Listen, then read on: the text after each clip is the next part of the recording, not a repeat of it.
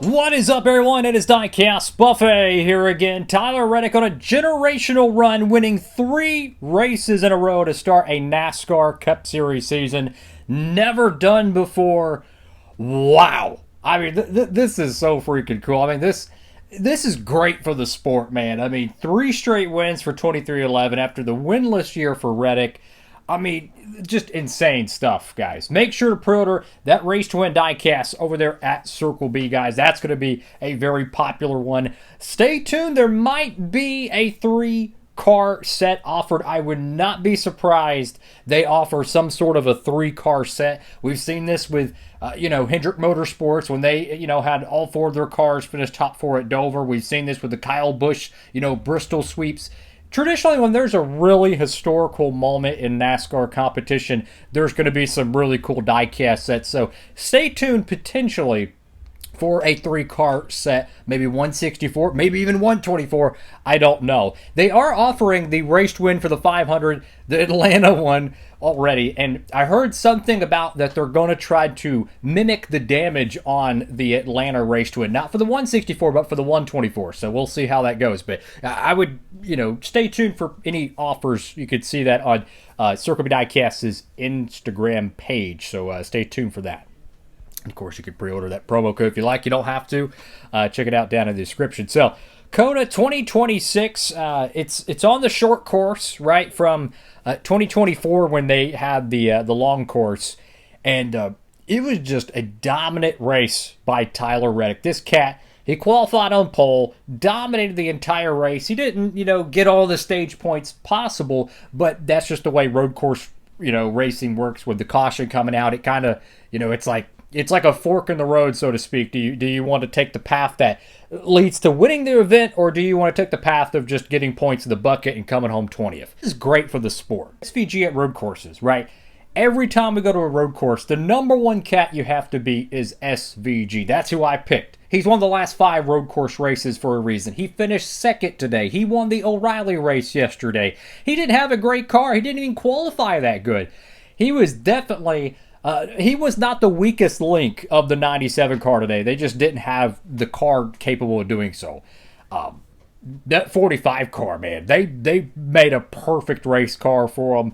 That's that momentum, man, and it just you need dominance in the sport, right? And I think we're slowly starting to see some future stars and current day stars really kind of have that in the sport where. You need that. For a lot of years, we were missing that. You had the Tony Stewarts, you had the Jeff Gordons, the Jimmy Johnsons, these guys that if you beat them on a Sunday, you would, wow, that's freaking cool. You took the win from Tony Stewart type thing. And we missed that for years, right? And I think when you look at Kyle Larson getting a 2nd championship last year, you look at Tyler Reddick winning 3 races in a row, then you look at a star like SVG winning all these road course races, you need that kind of that top elite driver in the sport. And it's good to see a driver just go on an absolute tear and just start winning everything. And heck, I hope he wins again. I would love to see it, man. I think it's fun because everybody in the garage area, they got to try to catch up to the 45 car, which the next race being Phoenix. In terms of the actual event itself, it was a pretty tame road course. It was heavy on strategy, though. I honestly found the stage breaks, do you pit or do you not pit, very, very interesting because this is the true first normal points-paying non-wildcard event because, well, Atlanta last week was, that's Atlanta, right? Super speedway racing. But when you go to, Cota road course, we're in the chase for the cup era now. We're no longer the playoff era, so every point matters, right? So you have drivers that might be running 20th. Well, if you could get top 5, top 3 in the stage, that's a whole lot more points. Even though you still finish the day 20th, you get them stage points. You potentially could have top 10 finishing results in terms of points. So it's fascinating to see some of the drivers change their strategy simply just trying to get points. And that's the new era that we're in, or technically the return of the old era, where points racing was way more important than, trying to win a race, 2 or 3 times a year. You wanted to be consistent, top 5, top 10s every single week. And it's just fascinating to see the entire event play out without the win and you're in type of, strategy. Top three pays pretty good in the points, right? Obviously winning the race pays 15 more points than second, but the championship resume is going to be built by the guys who get top fives more than the one guy who wins a race or two each year. You're going to want them top five. So that was really cool and old school to see the points really be a premium. And we're already hearing the conversations of some of the drivers who struggled with Atlanta, struggled with Daytona, back in the points. Well, if you're 100 points out from the points leader, you go down the field, it's really difficult to make it up. You have, Phoenix, you have, Kansas, Darlington, you have all these traditional style racetracks. It's going to be very difficult to make up points if drivers don't have DNFs, which you traditionally get at the wild card events. So just really an old school vibe, so to speak, going back to the Sprint Cup and Nextel Cup era with that. In terms of the next weekend, Phoenix, I believe they're still running the higher horsepower package, which was something new for 2026. I did notice a little bit of a difference in speed, which is good. You want to see the tires actually wear out.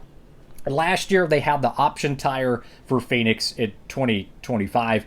It was actually a really good event, the spring one, having the two different tire compounds. I don't think they're having that in 2026, so I have really no idea how that's going to go. I would expect, though, the horsepower to definitely make it better. We'll see how that one plays out. Phoenix traditionally has been, it's been definitely hit or miss with the next-gen car, but who knows? We'll see how that shakes out. Also, what was it? The Truck Series race. They raced at St. Pete. That was a really interesting event. First ever, street course type of event for the NASCAR Truck Series.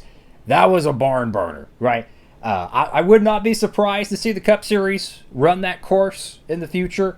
I thought it was a fantastic event. It had enough crashes, enough, good, clean racing, just a really good blend all across the board. And I think the commentary for it was fantastic. Townsend Bell did an amazing job with the commentary, regular IndyCar commentator. Doing his first ever, NASCAR live broadcast was just phenomenal knowledge, and how he was able to take what, was normal to an IndyCar fan and then translate that to a Truck Series broadcast. I would love to see him do more Truck Series broadcasts because he did a fantastic job. Like, literally, I was like, wow. I mean, it took me back almost to like the Speed Channel days where like the broadcast for the Truck Series was, for a lack of better words, really taken seriously, in all honesty, where they had the same booth every week, it felt like, the majority of the time. So I thought that was pretty interesting. I would like to see a Cup Series race there. I only want to see one street course a year, right? I don't want to see multiple of them. I feel like it kind of makes it special having only one street course event each year, kind of treating it like a destination event, like, okay, this is going to be on this year's schedule. This is going to be on this year's schedule. It gives something for the fans to kind of look forward to. It would be a really interesting atmosphere if they were at St. Pete in the future. Yeah, I think the trucks did a fantastic job. The O'Reilly race was really good. Had some controversy there, Connor Zilic and Corey Day. There was a lot of interesting comments about that, finish of that event. That was unfortunate because Connor Zilic had a great opportunity to win potentially at Cota and challenge SVG. So that was always interesting there.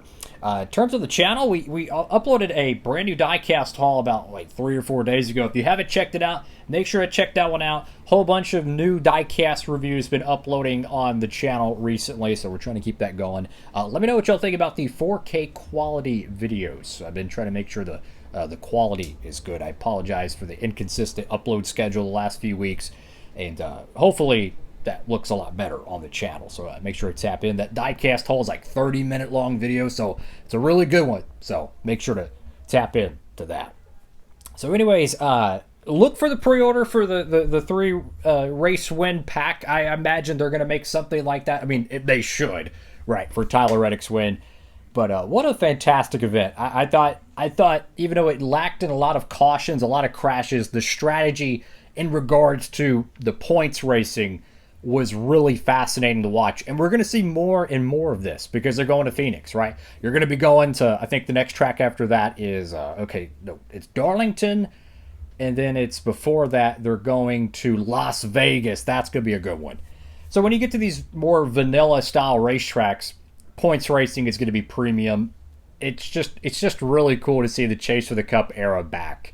And I'm very excited for it. So thank you all for watching the video. Make sure to like, comment, and subscribe.